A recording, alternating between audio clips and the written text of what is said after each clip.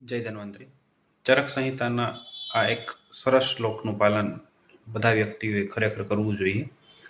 શ્લોક કંઈક આવો છે કે સર્વમન્યત પરિત્યજત શરીરમ અનુપાલયત તદભાવે હિ ભાવાનામ સર્વાભાવ શરીરીણામ.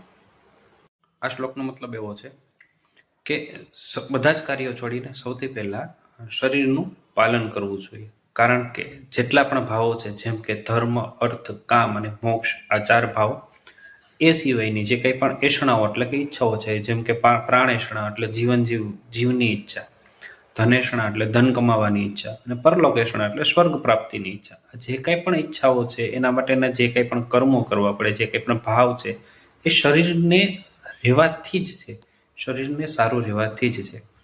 એટલા માટે ચરક સંહિતામાં એવું કીધું છે કે બધા જ કાર્યોનો ત્યાગ કરી અને સૌથી પહેલા શરીરને સાચવો, શરીરનું અનુપાલન કરો. શરીર સારું હશે, શરીર રોગમુક્ત હશે તો જ તમે આ બધા કાર્ય કરી શકો.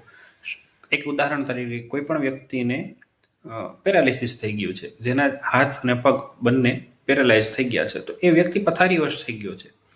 પછી એ નથી ધર્મ કરી શકવાનો. હા, ધર્મ હજુ થઈ શકે, પણ અર્થની પ્રાપ્તિ ન થઈ શકે, કામની પ્રાપ્તિ ન થઈ શકે, કે ધનની એષણાઓ પૂરી ન થઈ શકે, કારણ કે પથારીવશ છે. તો એ ઘણી બધી ઈચ્છાઓ છે એ વ્યક્તિની પૂર્ણ ન થઈ શકે, કારણ કે એમનું શરીર પેરેલાઇઝ થઈ ગયું છે.